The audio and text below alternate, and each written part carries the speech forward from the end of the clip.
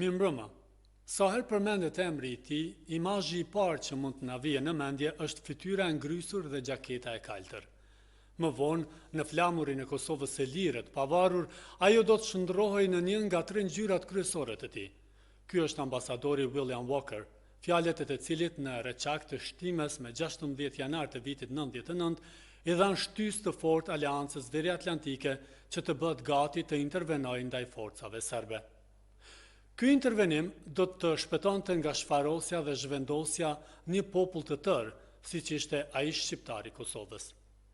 Vrasjet e shumta dhe masakrat e Serbisë mbi shqiptarët kosovar në atë kohë kishin arritur nivelin aq brutal saqë as misioni verifikues I OSBE-s që në atë kohë drejtohej nga ambasadori Walker mezi arrinte t'i evidentonte, e aq më pak t'i ndalte. Në fakt, masakra e Reçakut dhe disa të tjera të kryera nga Serbia ndodhen derisa ky mision verifikues ishte ende prezent në Kosovë. Për të larguar drejt Maqedonisë së Veriut, pak para se NATO të fillonte bombardimet mbi caqet ushtarake të Serbisë. E për këtë aksion të NATO-s që përkonte me 50 vjetorin e themelimit e aleancës më të madhe ushtarake në botë, deklarimi I ambasadorit Walker se në Kosovë po kryeshin masakra nga forcat serbe mbi civilet e pafajshëm shqiptar, ishin një arsye më shumë që shtyn këtë aleancë të filloj bombardimet mbi ish Jugoslavin me 24 mars 99. Ja çfarë kishte thënë ambasadori Walker në Prishtinë pasi kishte parë masakrën në Reçak. From what I personally saw, Ajo çfarë unë personalisht kam parë, nuk hezitoj ta përshkruaj këtë ngjarje si masakër dhe është e dukshme se është krim kundër njerëzimit. Kështu, paralelisht, forcat serbe kishin shtuar brutalitetin mbi shqiptarët e Kosovës, sepse në javët që pasuan ndodhen edhe masakrat e tjera të mëdha si ajo e Izbicës, Krushës së Madhe, Qyshkut, ajo në burgun e Dubravës, Korishës, Mejës, Rrugovës e Suharekës, si dhe shumë të tjera. Sidoqoftë, çlirimi I Kosovës ambasadorin Walker nuk e largoi nga lidhja që krijoi me këtë vend dhe njerëzit e tij. Ai disa herë ka qenë në Kosovë, ku pritet dhe nderohet si një mik I vërtet I qytetarëve të këtij vendi, e mbi të gjitha si një humanist. Ai është nderuar me medaljen Skënderbeu nga ish kryeministri Ramush Haradinaj e me titullin Krenaria e Kombit nga presidenti I Shqipërisë Ilir Meta. Mbi të gjitha, shtatoria që në Reçak I është ngritur ambasadorit Walker e tregon më shumë se gjithçka respektin që shqiptarët e Kosovës ndjejnë për mikun e tyre të madh. Prandaj sonte kam kënaqësinë e veçantë që në lidhje të drejtë për drejtë nga Shtetet e Bashkuara të kem në intervistë ambasadorin William Walker. Ambassador Walker, good evening from Pristina. Good evening to you. Thank you very much for your time. I appreciate the opportunity. Thank you. First of all, how are you dealing with the pandemic situation? I mean, personally. Personally, my health is okay, but I stay at home. I have not gone out except for emergencies. So I'm fine. I'm doing fine. Great. Since 1999, you have been always close to Kosovo people. How do you see the new political developments here? I'm worried. I've told other people in different interviews that I believe Kosovo is in a dangerous spot right now. I believe that for a number of reasons, the prosecutor's office, the special prosecutor's office, the situation here in Washington with the Trump White House, with Serbia's being very active in trying to change history. I think Kosovo is in a weak position right now, and I'm willing to do what I have to do to help you. And what can you do, Mr. Walker? I can try to tell people the truth as I... Yeah, you already mentioned that lately the Special Prosecutor's Office has made, based on several opinions and unprecedented announcement for a proposed indictment against Hashim Thaçi and Kadri Veseli. What is your opinion on this? Well, early on, I was saying that if this special prosecutor was to look into war crimes, I could understand that. I have been interviewed by the special prosecutor and given a statement. But lately, I have been very disappointed and somewhat alarmed because I think the special prosecutor's office, having only the mandate to look at the Albanian side, the Kosovo side of the violence that took place, I find it a very unequal operation. I think, yes, there were war crimes committed, certainly, during and after the war, but in my opinion, the vast majority of those were committed under the guidance and governance of Belgrade, not of the KLA. So I'm very disappointed when the prosecutors came out last Thursday or Friday. I question the timing of that announcement since the president, Hashim Thaçi, was already traveling to Washington to attend a summit called by the White House to try to reach a final negotiated settlement. And for the prosecutor to announce at that very moment these indictments, I think I have to question the timing and the motive behind that announcement. Yeah, do you see any motivation since the indictment was released during this time, I mean, before going to Washington? Well, I had already written an article in which I said that the White House was calling the two presidents to Washington to negotiate a settlement. I thought at a very, very bad time. I think that the White House was, trying to achieve a diplomatic victory for Washington, not consulting, not notifying our allies in the European Union, and essentially trying to give a victory or a victory to the White House for negotiating a settlement in which Kosovo was entering that negotiation in a very weakened position. Serbia right now, as always, is the stronger of the two negotiators. It's a big country. It's recognized universally. Kosovo is not in a position such as that. Serbia is a much bigger country, bigger population, much more economic and political power in Europe, in the world. And I thought Hashim Thaçi was coming to Washington, the underdog. And then with the announcement of the prosecutor's arraignments, just 24 hours before the summit was to start, I saw that as very bad timing. And it put Kosovo in an almost impossible position in terms of being weak going into its very critical negotiation phase.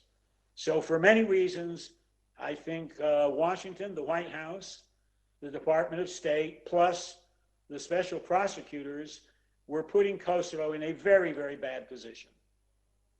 Since we are talking about President Thaçi, how do you see the role of Thaçi in the process of freedom, independence, and state building?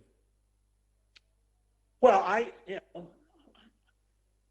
I saw Hashim Thaçi at the end of the war coming out of being the political leader of the KLA, not a military commander, not a man under arms, but the political leader. And he very, very well positioned himself to be a political leader as well. of the civilian population, of the new Kosovo. I think he's done a relatively good job. I've been critical of him quite often over the past 20 years. But at the same time, I find it very difficult to understand why the Special Prosecutor's Office has taken so long, and then in 24 hours before the negotiations in Washington comes out with these indictments. I have a lot of questions about that sequence of events.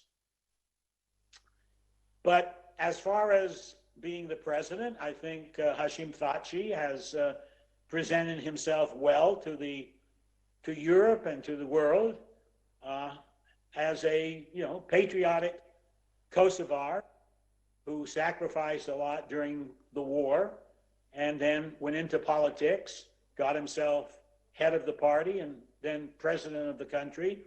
And with all my criticism, I still feel he's been trying to do a good job. Days ago, the president of Serbia and other institutional leaders have repeated that the Račak massacre was a reenactment to justify the NATO intervention. What is your opinion, Mr. Walker?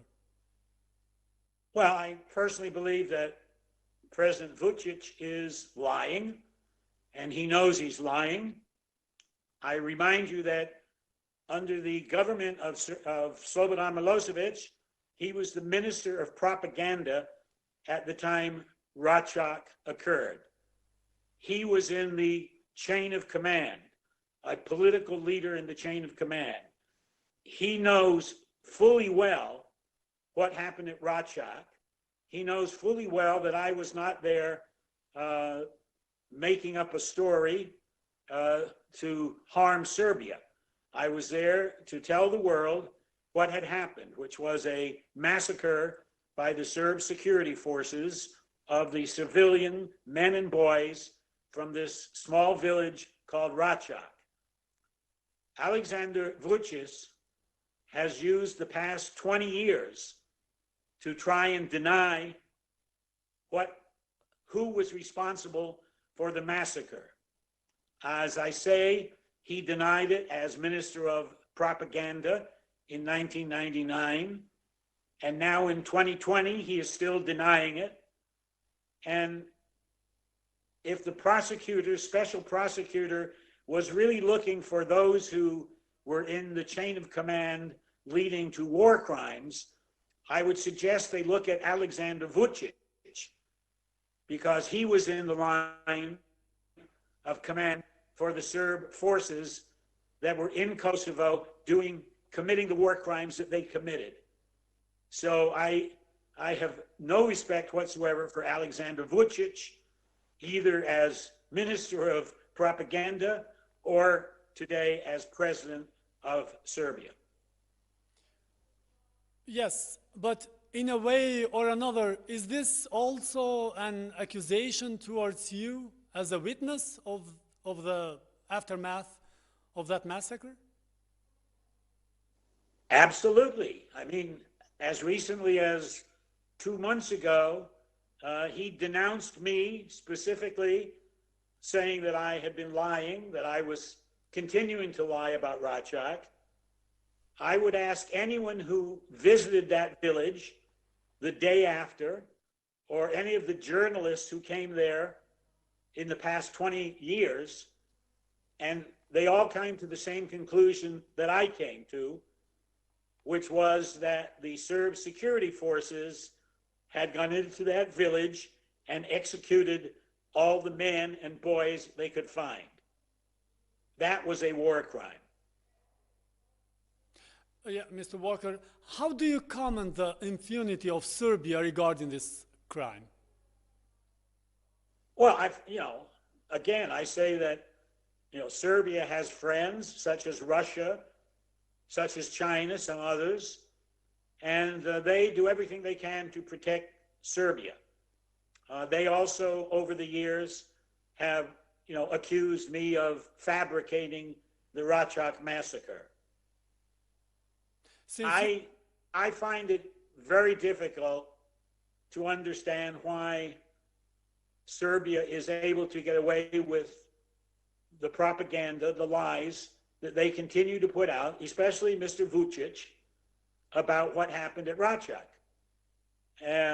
As I say, I consider that he was partially responsible for that, since he was a minister of the government that was ordering what the Serb security forces were doing in Kosovo during 98-99. And that came to a conclusion in Rachak. So I don't know what else to say. Since you mentioned Russia and China, do you think that Russia is trying to, together with Serbia, of course, trying to rewrite the history of Kosovo war? I think so. Very, very definitely believe that is the truth. They want to re-examine and redesign and retell the world what Serbia was doing in Kosovo during those days and who was committing war crimes. Yes, and definitely you were also a witness of horrible massacres against the civil population here. There are around 400 of those. Why do you think the international justice is being so silent? I find it impossible to understand. As I say, there were so many human rights violations, war crimes committed by the Serb security forces, which was an army, a well-trained, a well-armed force sent down by Belgrade to do some very horrible things. It would be very easy to find out who the commanders were, who gave the orders for some of the massacres and other war crimes. But for some reason, the international community does not want to go down that road. And I find that very disturbing, what it says about the world, the international community, looking for real justice in the aftermath of the war in Kosovo. But in the other hand, what is your opinion? Why we have such a mobilization to punish the KLA leaders? What is the reason about it? Well, one, because they are now, for the last 20 years, they have become the political leaders of Kosovo. You know, Ramush Haradin was called to The Hague, to that war crimes tribunal 2 times, and then sent home because they didn't have a case. Fatmir Lima went to The Hague and again was dismissed. And then it's been going after Hashim Thaci, Kadri Veseli, and others by this special prosecutor. Again, taking years to finally come to what, to me, look like very biased arraignments of the political leadership of Kosovo. They all were with the KLA, but that does not mean they were murderers. As a great friend of Kosovo, what is your advice for Kosovars to overcome this situation? For the last 2 or 3 years, I have been trying to get the political leaderships of the various parties, especially at election time, to come together as a united front without the politics in which all they do is divide up the offices, the ministries, who's got this office. Kosovo and the Albanian cause there need the politicians, the political class, to all come together and form a government that is a united front of all the political parties, forgetting for now their political differences. I understand the differences, but that is not helping Kosovo present itself to the world as a unified people, you know, seeking an economic security outcome that coincides with the rest of Europe. I just wish the politicians would come together, and I wish the people of Kosovo would push them to come together. As I say, I've been trying now for 3 or 4 years. That is what the Walker Foundation was put together for, just trying to get the political class to come together in a united front. Another question, maybe it's more an advice or asking for an advice from you. What should Kosovo leadership do in case of confirmation of the indictments mentioned above? Well, I think President Hashim Thaçi would have to do what Ramush Haradin did. I came over to Kosovo to see Ramush when he was just been named prime minister for the first time, and down came the news that he was wanted in The Hague. And he immediately resigned the position of prime minister and went to The Hague for trial. I think Hashim Thaçi and Kadri Veseli and anyone else who is indicted has to resign whatever position they are in and go to the special prosecutor's court, wherever that is, and present themselves and defend themselves and show that these prosecutions are false, that are based on false information. And that's my advice to Hashim Thaçi and to anyone else who gets indicted by the special prosecutor. And the last one, Mr. Walker. And the last one, Mr. Walker. When we will have the chance to see you again in Kosovo? Anytime you send a plane for me in which I don't have to sit next to 200 other passengers with masks on, or the pandemic ends dramatically. You know, I'm an old man. I hope to outlive the pandemic, and I certainly want to go to Kosovo a couple of times more to see all my friends there, to see Kosovo as it develops into the country that I think we're all expecting it to develop into, and catches the spirit of the independence declared in 1908. I am looking forward to coming and seeing you again as soon as circumstances permit, believe me. Thank you very much for your time. It was my pleasure to talk with you. Thank you. Thank you. I apologize for the technical difficulties of getting hold of me. Të nderuar shikues, kaq për këtë intervistë. Faleminderit që na ndoqët. Mirupafshim.